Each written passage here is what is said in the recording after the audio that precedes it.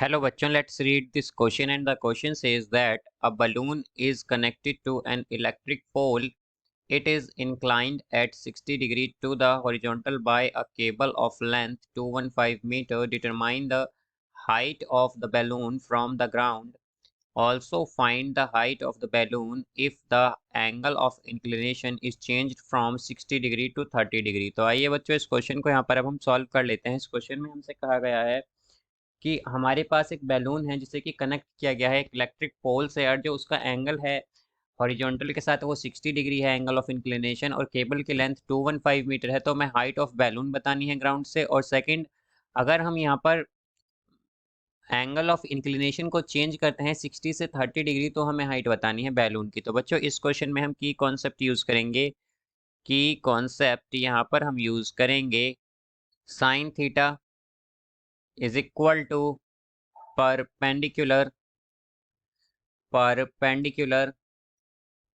by hypotenuse, perpendicular by hypotenuse, perpendicular by hypotenuse, hypotenuse। तो यहाँ पर अगर हम देखें बच्चों तो हमारे पास इसका डायग्राम ये कुछ इस तरह का होगा कि हमारे पास लेट्स सपोज कि ये हमारे पास एक इलेक्ट्रिक पोल है। इस यहाँ पर हमारे पास क्या है, एक केबल है जिससे हमने क्या किया हुआ है, इसे यहाँ पर ये एंगल जो है हमारा हॉरिजॉन्टल के साथ वो क्या बनता है, वो बनता है हमारा 60 डिग्री। वो है बच्चों हमारा 60 डिग्री। और यहाँ पर हमारे पास केबल की लेंथ है 215 मीटर। तो ये क्या होगा, ये ए होगा, ये बी होगा और ये सी होगा, लेट्स सपोज। अब यहाँ पर बच्चों अगर हम हाइट देखें तो हाइट क्या है, बेसिकली यहाँ पर सी बी है या बी सी है। और हम जानते हैं कि ये क्या है, बेसिकली हमारे पास इस ट्रायंगल में यहाँ पर ये हमारे पास परपेंडिकुलर है, और हाइपोटेन्यूज हमें 215 मीटर गिवन है। और हम जानते हैं कि हमारे पास साइन थीटा जो होता है वो इक्वल होता है परपेंडिकुलर बाय हाइपोटेन्यूज के। तो यहाँ पर थीटा क्या है या एंगल क्या है, 60 डिग्री। तो साइन 60 क्या होगा हमारे पास, sine 60 is equal to perpendicular क्या है बच्चों, BC, और हाइपोटेन्यूज क्या है 215। तो यहाँ से अगर हम देखें तो हमारे पास साइन 60 क्या होता है बच्चों, यहाँ पर वो ये होता है √3/2। और यहाँ से BC, यहाँ पर ये बच्चों BC बाय 215। तो BC क्या आएगा हमारे पास, BC आ जाएगा 215 इंटू √3/2। अब यहाँ पर बच्चों हमारे पास जो √3 की वैल्यू होती है वो होती है 1.732।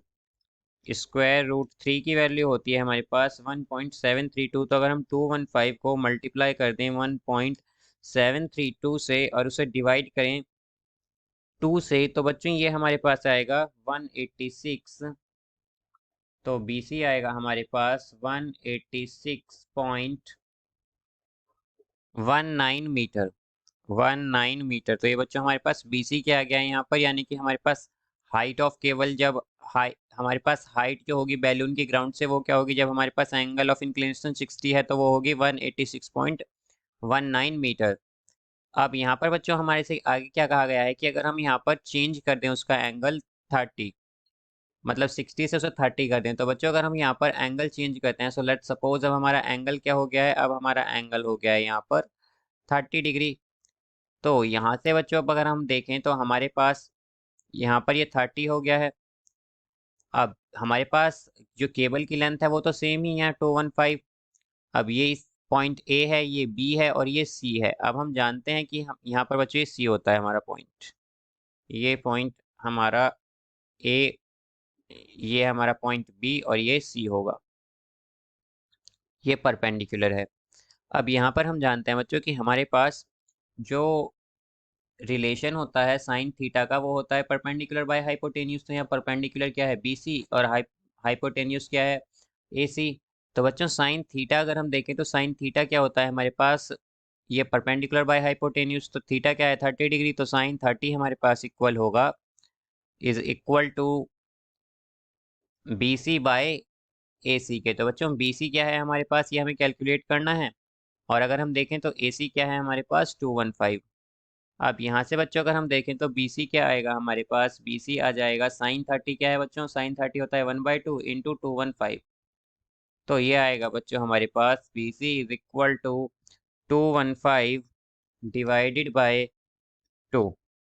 तो ये होगा 107.5 मीटर। ये आएगा बच्चों हमारे पास बी सी, यानी कि हाइट ऑफ बैलून। तो ये बच्चों हमारे पास हाइट ऑफ बैलून क्या आई है, जब हमने एंगल ऑफ इंक्लिनेशन यहाँ पर 30 डिग्री किया है तो वो तब हमारे पास हाइट हो जाती है 107.5 metre. So I hope you understood it well. Best of luck. Thank you.